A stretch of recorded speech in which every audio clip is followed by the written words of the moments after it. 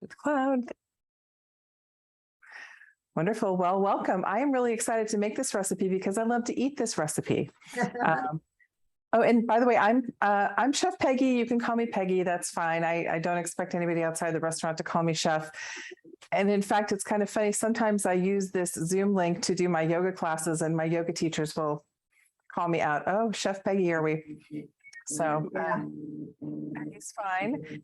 And let me just show you the ingredients that I have here ready to go. We'll start with puff pastry cranberry bites, which are delicious. So I have here ready to go, and I'm going to move this in a second, but I have an egg because we'll egg wash our pastry to make it nice. Right. I have some cranberry. This is, to be honest, leftover cranberry sauce, which is delicious. But I also really like in these any kind of jam, and I also have a little bit leftover hot pepper jelly. So I might use a little hot pepper jelly. It's possible. I have some walnuts, so I like to have a little bit of crunchy. So pecans, walnuts, almost any nut, almonds would be great. I have some walnuts that I've already toasted. I have a little bit of flour for rolling out the puff pastry, and I have a little bit of thyme just for a nice flavor. Mm-hmm. And then, of course, you'll need your puff pastry. Let me move this one off to the side here, and then the brand at my grocery store today, I guess I can do that so you can see me, is this one. They had completely run out of the Pepperidge Farms. Oh. Except for they had an industrial restaurant size box of it, but it wouldn't fit in my freezer. So yeah, the Pepperidge Farm is perfect for this. Mine is probably just a slightly different shape. Yeah, that's fine. So we're going to start with our puff pastry, and what we want to do is roll it out a little bit and de-puff it, believe it or not. Oh, okay. Get rid of this little guy here.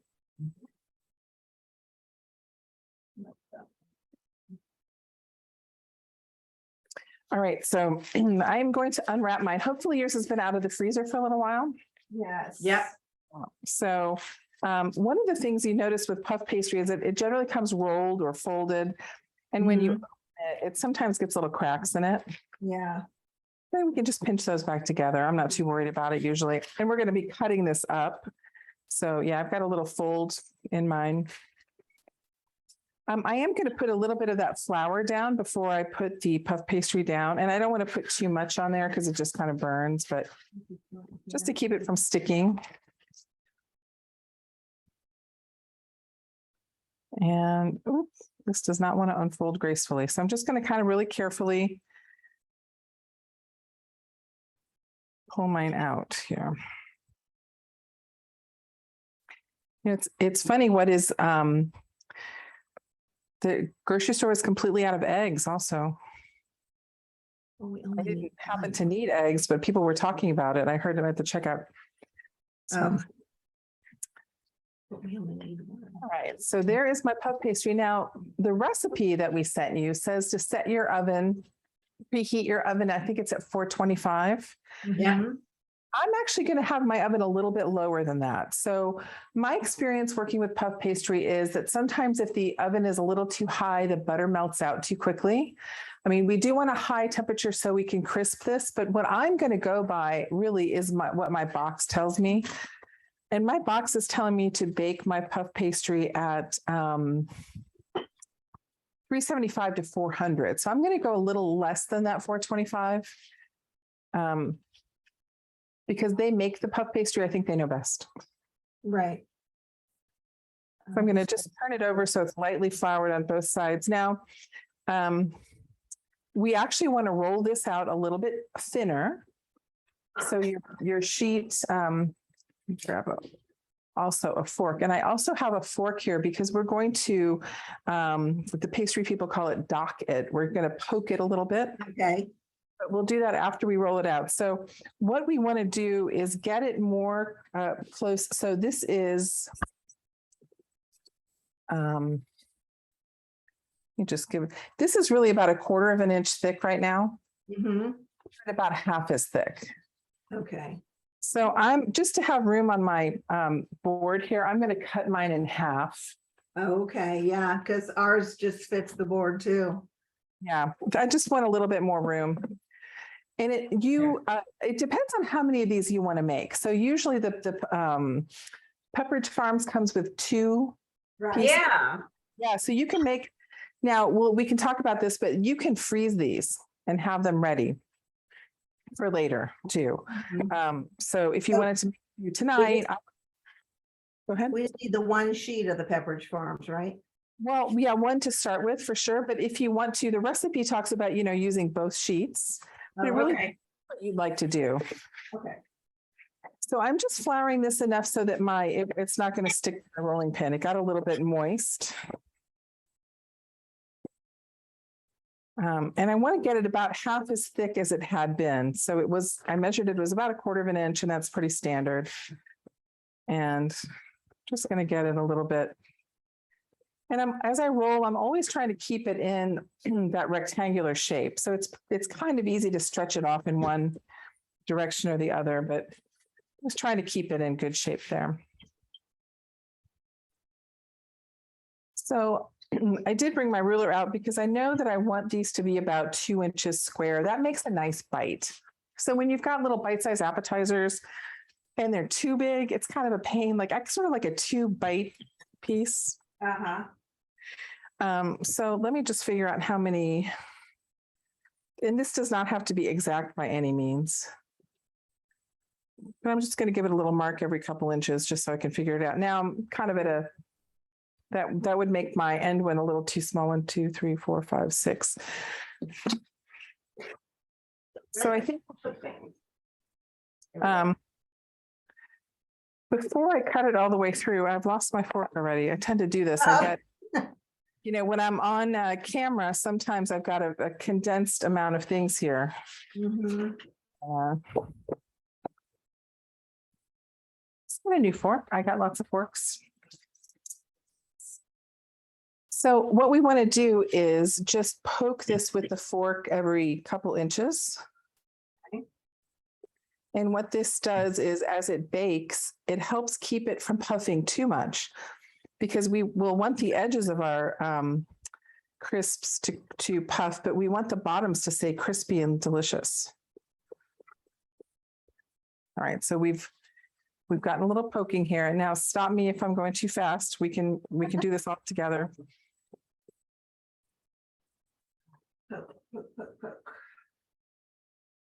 And then for the size of mine, I'm going to cut it in half and then thirds, and that's just eyeballing. I'm not really going to worry about it too much.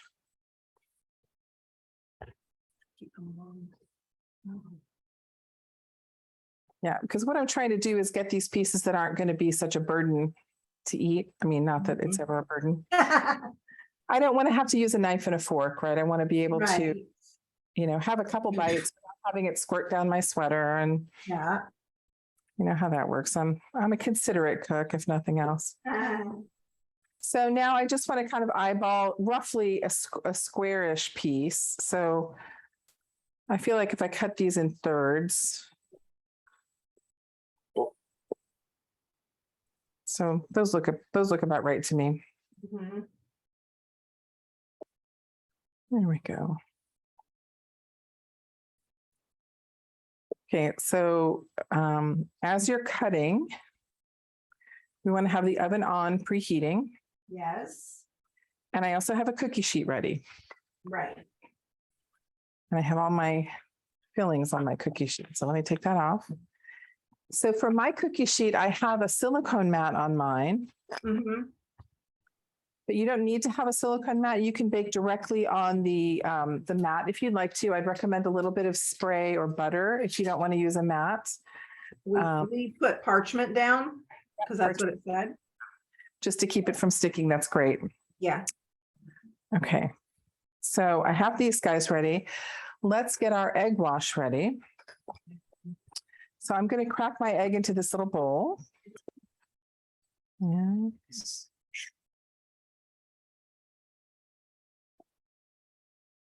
I will use my fork to just whisk it up a little bit. Now you can use the egg just as it is, but for an egg wash, it's really nice to give it a little bit of water. Just going to give it about a teaspoon of water from the tap here. And the reason that we do that is it helps dilute the proteins and make it a little looser, so it's not too sticky. So there will definitely be egg wash left. And my secret, I was telling somebody in a class the other day, is at the end of making something with egg wash, I put the little cup in the microwave and I microwave up the scrambled egg for my dogs. That's great. It's like a little Starbucks egg bite for the dog. Yeah. All right, so I'm just going to pull a few of these out of the way so I'm not slopping on them all. So now I have ready, I've got my cranberry or Right. any jam. I mean, actually, I love these with goat cheese and fig too. The great thing about this is a kind of a no recipe, right? You can use all the creativity in the world. You can do whatever you want. But what I'm going to do, I've got a little brush. You could use your fingers if you don't have a little brush. Right. And, you know, it's funny. I worked for many years in one of the major kitchenware company stores teaching cooking classes. And, you know, I have all these things. This is a silicone version of this brush. Yeah.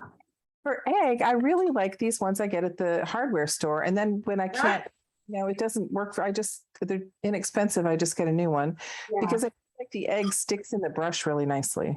Right. So I'm going to give the edges of this, and I'll do a couple while I've got the egg on my brush. I'm just going around the edge of my squares because we're going to seal them up.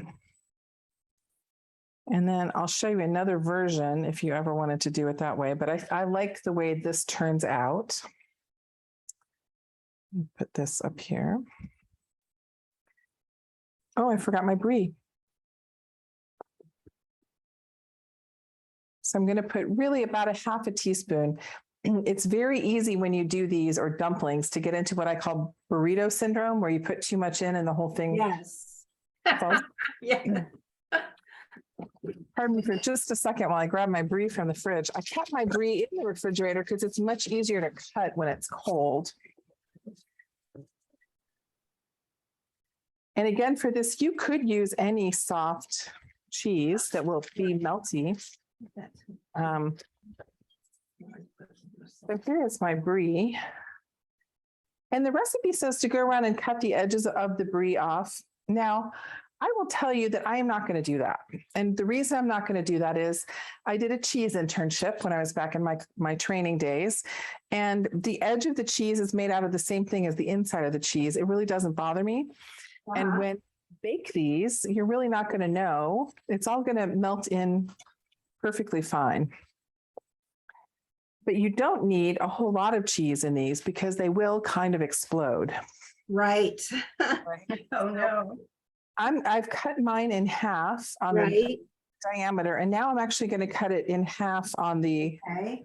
Yeah, and I think if you cut the outside of the rind off, it's a little harder to do it that way. Okay. And I'm just going to lay it down so that I can cut some chunks here. And if any time you feel like your brie is just too sticky to cut, like you have a nice ripe brie, you can cut it a little bit. 5 minutes in the freezer can make all the difference in trying to make these little pieces. There you go. Right. And I'll tell you another secret you can't tell on the video, but I can tell here in front of me. This is actually a goat cheese brie. Huh. From one of our local cheesemakers called Laura. Nice.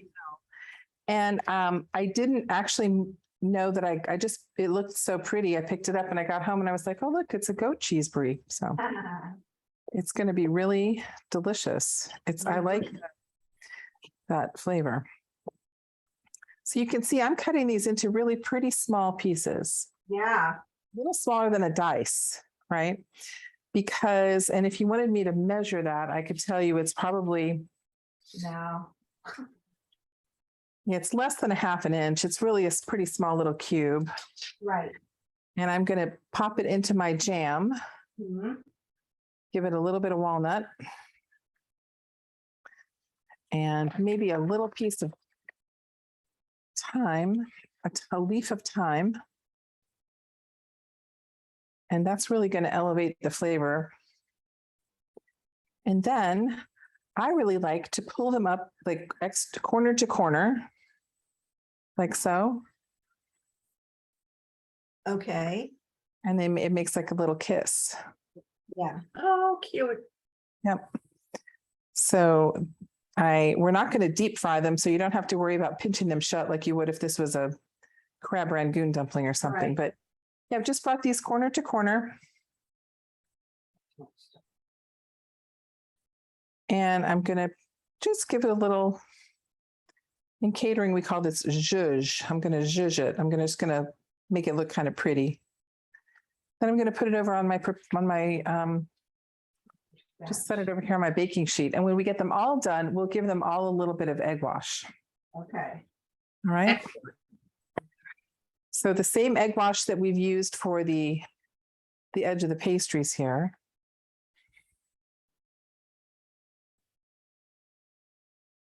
And that is it. Like I said, it's really it's just a game of trying not to get them too full.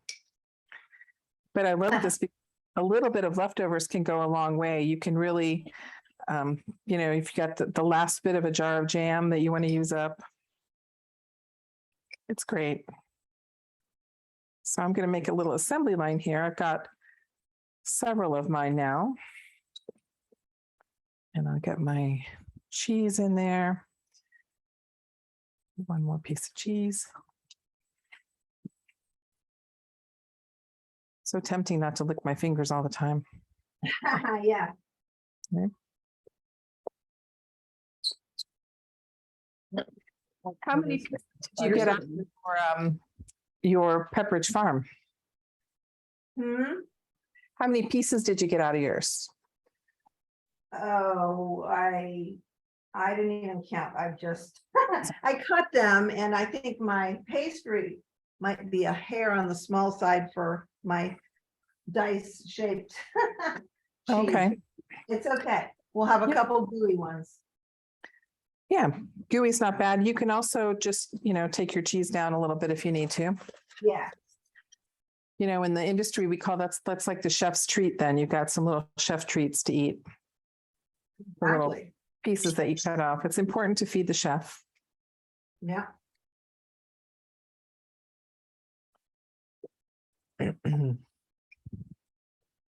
So do you go visit the historic Williamsburg, or is that something that when you live close by, you don't go to? Well, when you've been as many times with company as we have, or with the kids, yeah, I don't really go unless somebody's in town who hasn't been there. But it's kind of fun to go walk the battlefields around old Yorktown or Williamsburg. Yes. We went, of course we went when our kids were in whatever grade that is, that they study American history, 5th or 4th. And I had been the previous time with my dad when, we were that age. And I got so much more out of it as an adult. Yes. And, I really loved Jamestown, I have to say. I think they've done more renovation of Jamestown in those intervening years.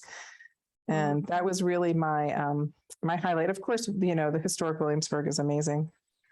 Yeah, I always liked going to watch the glass blower. Of course.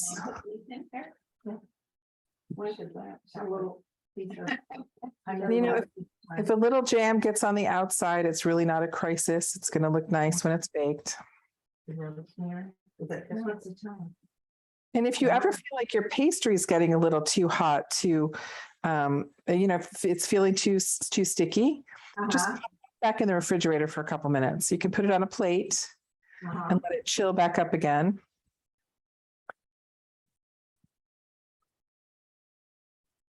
Now, an alternate for these is to put them in little mini muffin cups. Oh yeah, that'd be cute.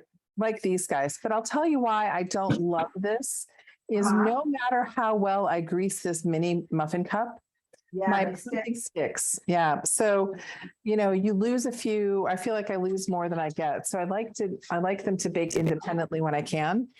Plus, these are just so easy to freeze and bake later. Yeah. Yeah, I am getting a little gooiness here. Then I do have a little. It is not as cold here as it is there, so I am a little warmer than you. Yeah.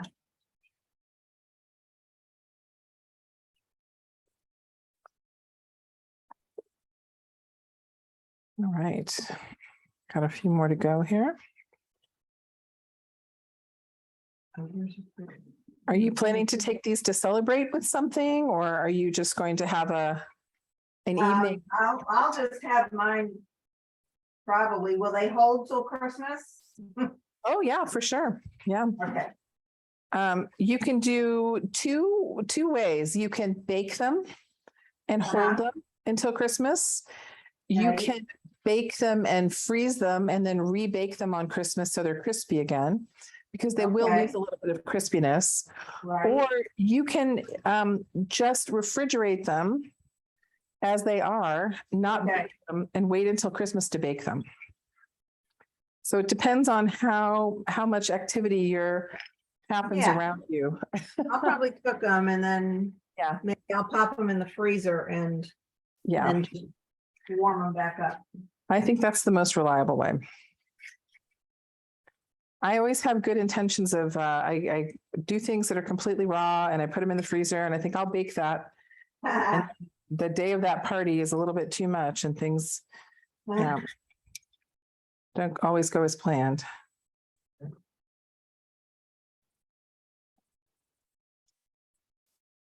All right. That way you can keep yours. I feel like I might have cut mine too small. I think I cut mine too small too. You what? Mine feel like they're cut too small too. But it's okay. So now don't forget these are it's puff pastry. They will enlarge in the oven. Right. So by too small, you're just having a hard time getting the fold or. Yes. Yeah. Even though I cut my cheese down, it's still. Still a little bit. And if I use one cranberry, I might have to cut them because it's like too big. Oh, so you have like a whole berry cranberry sauce? Yes. I think Yeah. that's what it's called for. Yeah, that's what they told us, but I think jam would be, Jelly or something. yeah, more like a jelly would be better. Yeah, it does say whole berry or jam, and I definitely think the jam would be better. The other thing I could recommend to you is that you crush it with a fork. Yes, I think so. Yeah, so the one I have was whole berry. It was actually cranberries from the store that I cooked down with just sugar and water. I like it pretty plain and a little bit of orange zest. And but I like it when the berries start to pop, I smush them with a fork. Gotcha. So that might be one thing that'll help. So yeah, roughly, if the pastry is 2 inches-ish square, that makes maybe an easier to deal with size. Right.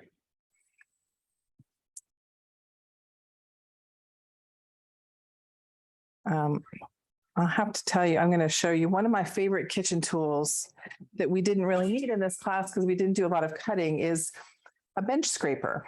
So I use this to clean off my cutting board. I use it if I've cut a whole pile of onions here and my stove's behind me. I scrape that onto this to carry it over there. But I like this one in particular because it has inch markings on it. So I brought my ruler out because I actually had it out for another reason, but I would have this out. So if I'm trying to cut pastry, because it's harder to eyeball than you think sometimes if you're not practiced at it. So the pastry shop I work at a big corporate food service in my 9-to-5 job. They have a really cool thing called a bicycle cutter, and it's like a pizza wheel, small pizza wheels, but they're on I don't even know how to describe it, like a hinging folding thing. And they can set them. So there's 4 or 5, I think, cutters, and they can set them identically apart and they just roll down the sheet and cut. Yeah.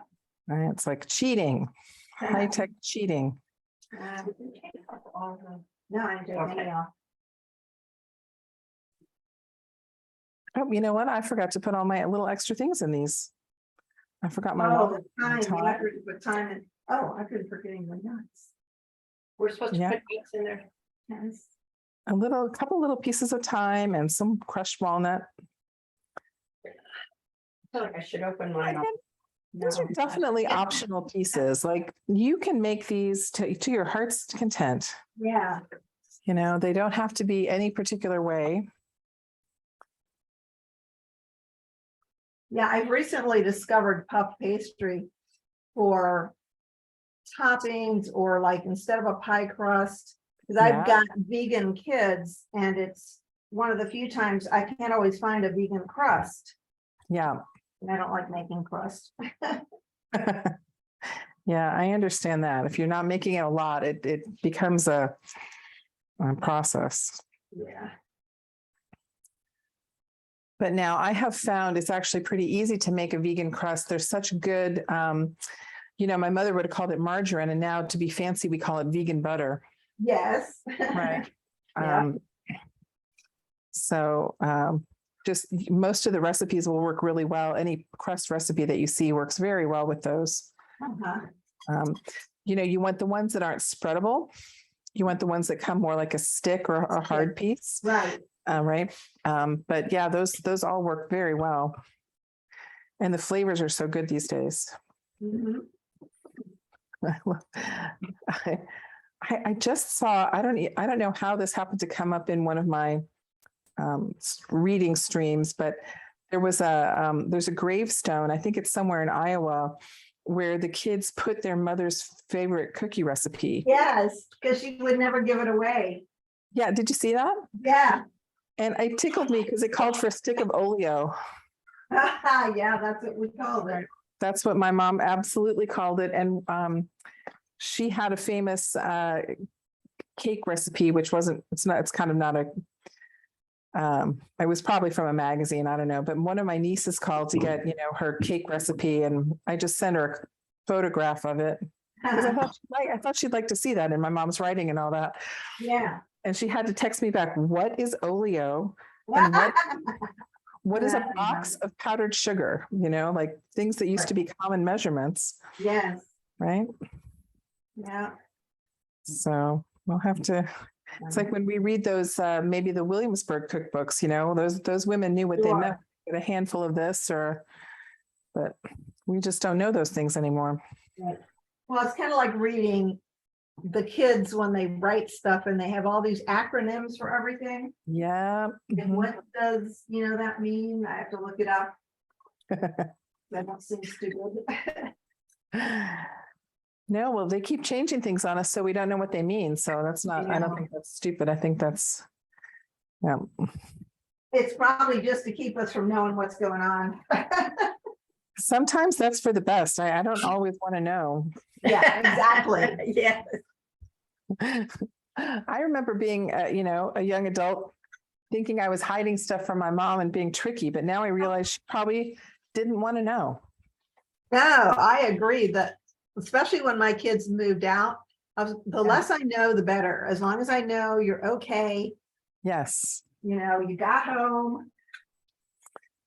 Yeah. 100% true. Yeah. So my kids are in their early 20s. I have one who's living in LA and one who actually lives with us.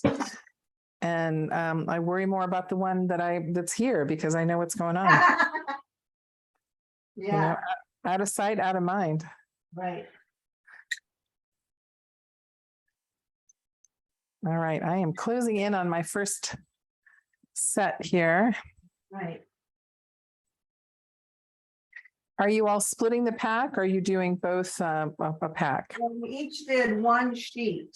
Okay. By the time we rolled it out. Perfect. Yeah, look, wait a minute, I don't know if you can see. So, She has pretty ones. Look at hers. wait a minute, let's see if I can tip this Yeah. down. There you go. Da-da-da. There we are. Oh, beautiful. Those look great. Yeah, Yeah. but I didn't realize I was supposed to be putting nuts in along the way, so only half of these have the nuts. That's okay. Nobody will know. They'll think you made a variety, right?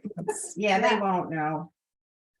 Nobody needs to know exactly. You're the Julia Child, said you're alone in your kitchen. That's right. Really meaning like you don't have to disclose everything. It's all fine. Mhm. chef's choice, again, we call that. So now that I have, like you, I have actually, look at this one, I have a really messy one, and that's fine. That's fine. I might even eat that, you never know. Right. So we'll put a little bit of egg wash because that makes these shiny and it'll help the browning. Right, okay. So I'm just kind of dabbing it. And again, if you don't have a brush, fingers work really well, and they sometimes may work better. And one little word of caution, try to avoid, if you can, a pile of egg wash. Oh, and don't do the bottoms because that'll make them stick. Right. And if the egg wash leaks out, it'll leaks down onto the baking sheet, it'll make them stick. So I'm going pretty light here. I'm not giving them a really heavy coating. Uh-huh. There we go. So there are some good vegan cheeses in the world now too. So if you were making these for your kids and you wanted to go totally vegan, Mhm. I actually had a really good one. There's a, I think she's on the West Coast. I don't know if her stuff is sold on the East Coast. The brand name is Miyoko's. Yes, yes, that's great. And she has a winter brie soft cheese that I got the other day, and oh my, is that delicious. Yeah. Has a little truffle in it, Mhm. Okay. So I have dipped up, dipped up, dipped up. And I'm going to pop mine in the oven while we make the olives. Okay. Okay. So I have quite a bit of egg wash left. So my dog will get a Yeah, dinner, although I'll do my second sheet later. Just get it secured here so it doesn't dry out. At least we have two of us working. It Yeah. made it a little easier. Yeah, well, that's great. All right, I'm going to go off to the oven with mine. We'll look at them in about 15 minutes or so and see how they are. One trick is you always want your baked goods to be golden brown and delicious and not too blonde.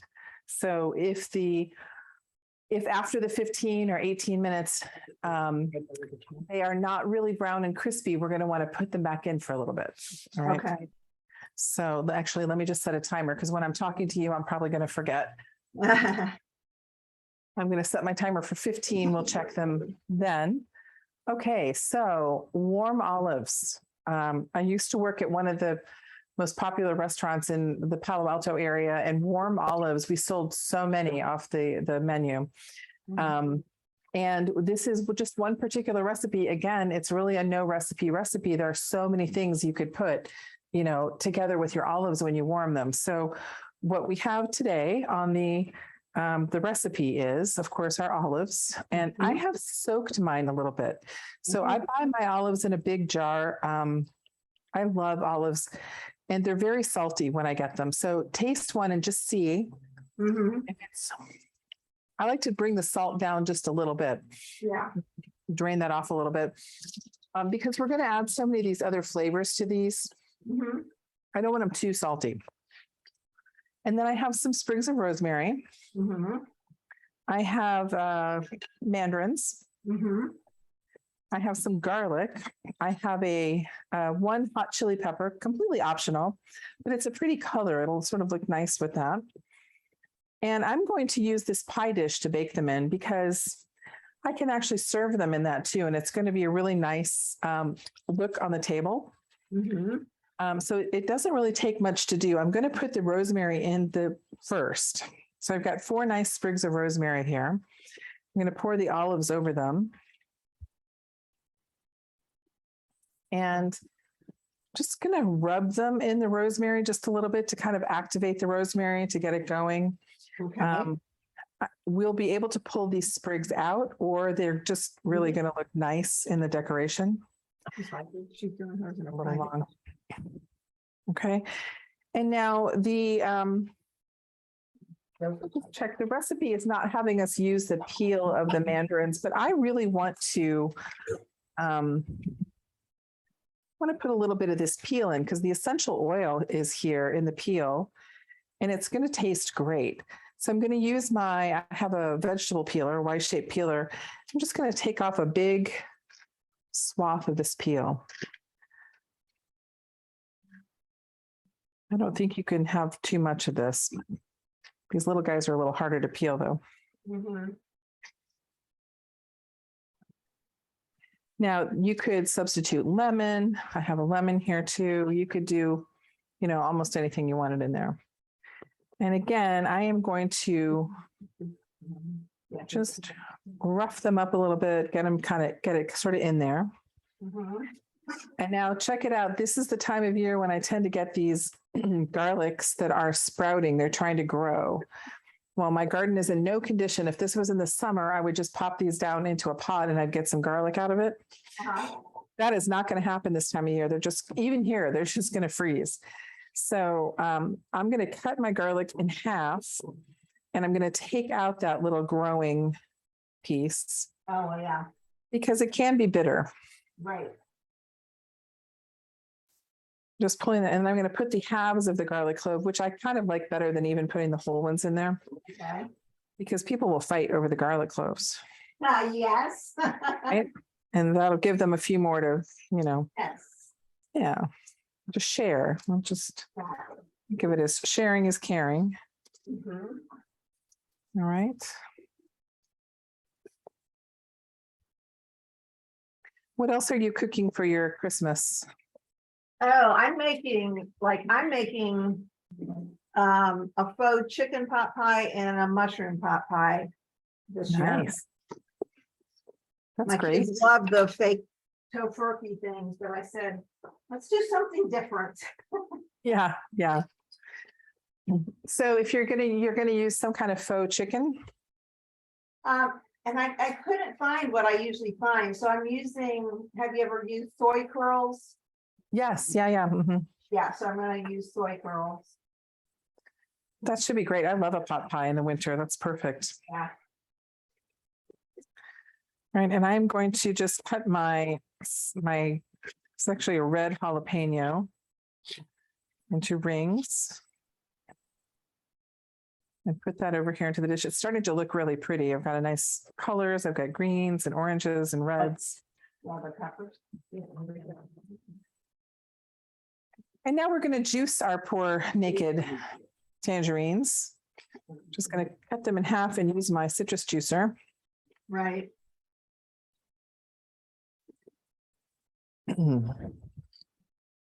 And it is not where I left it.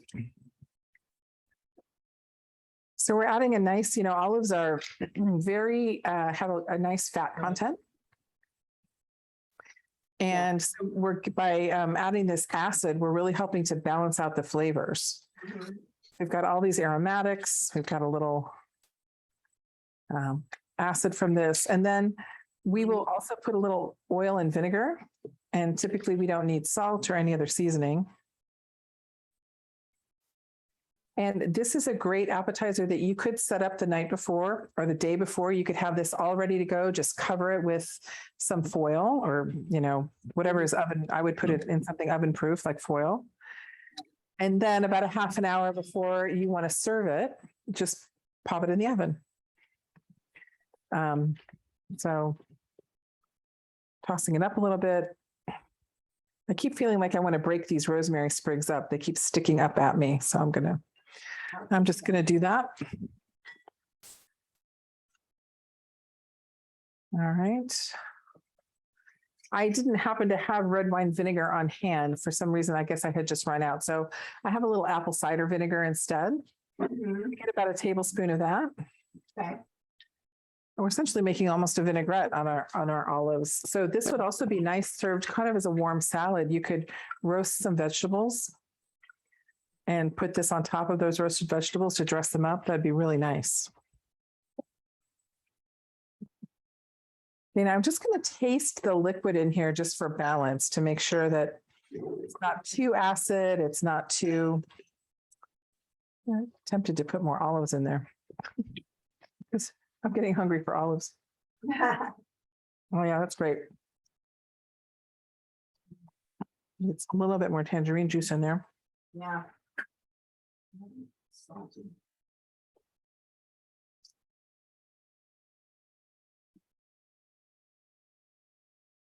Have you done warm olives before? No. All right. Let's rinse my fingers off here.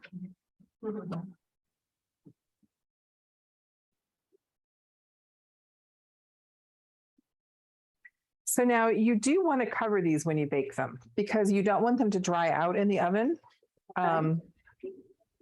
It doesn't have to be airtight or anything, but really you're not looking for, like a baked good. We're not looking for browning or, anything too crazy. So I'm not particularly worried about making this a airtight, seal. I'm just covering it so that it won't evaporate. I want to concentrate everything that might evaporate, into the dish. So I have it kind of ready to go. And I'm just going to put it in the same oven with my brie bites. Right. And I'm going to just go peep in the oven and see what it's looking like in there. I have 6 minutes left. They are opening up some of them. I didn't pinch them all really tight, which is great, but they look so cute. I love the way they're looking. We have about 8 more minutes on our bites. Should we go ahead and put the olives in? Yeah, so it depends on if you're trying to time them to be ready together.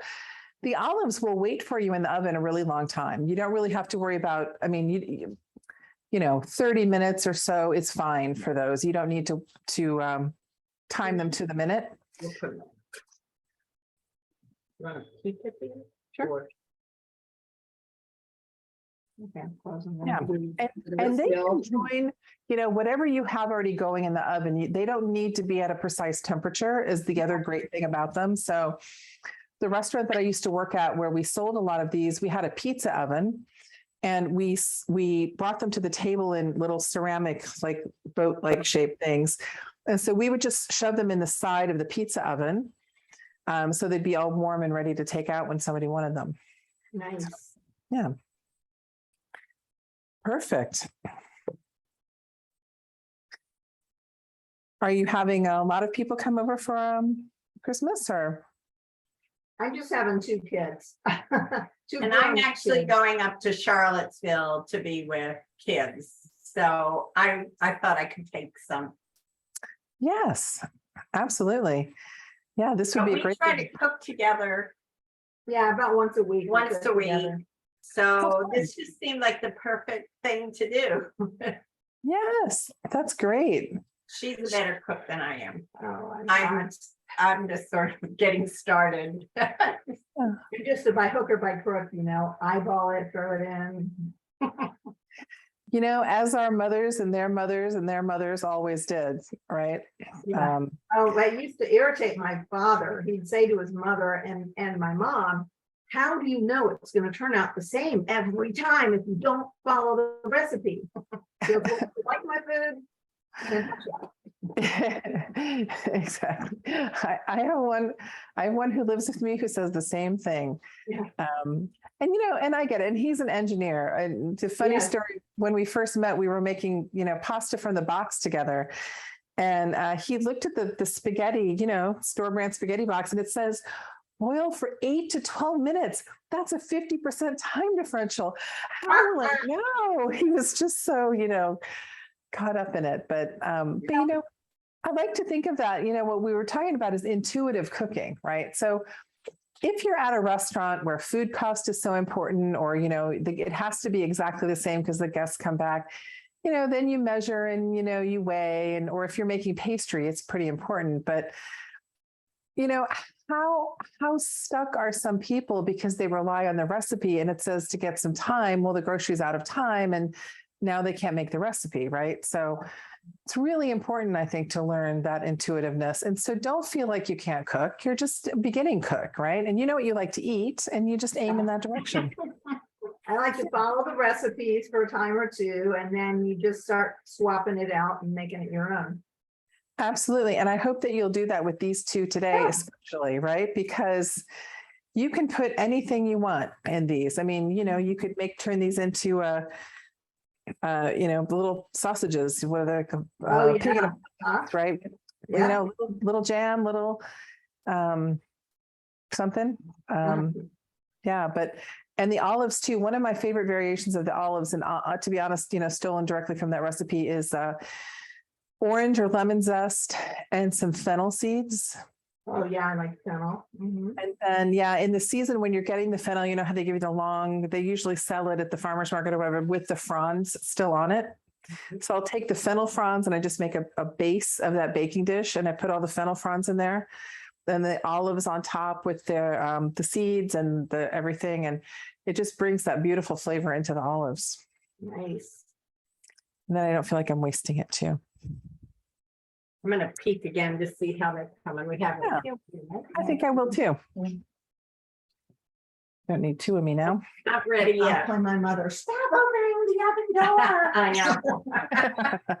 Yeah, we've all heard that. Yeah, I'm going to, in fact, show you mine just because I want to show you what I'm looking for since I can. So these are blonde. They are very unready and the pastry is really soft, but Yeah, I can see that I'm getting nice layers coming up and they've sort of blossomed open. And I like that look. So they've made themselves into a little boat so that I don't have to worry about using my my little mini tart tray, which is they'll never come out of. So yeah, these are getting there. nice. Nice. Yeah, and they smell good. Yeah, I can begin to smell. Mhm. Yeah. Oh. Yeah, you can begin to smell the cheese, the scent of the cheese, and it's just delicious. Yeah.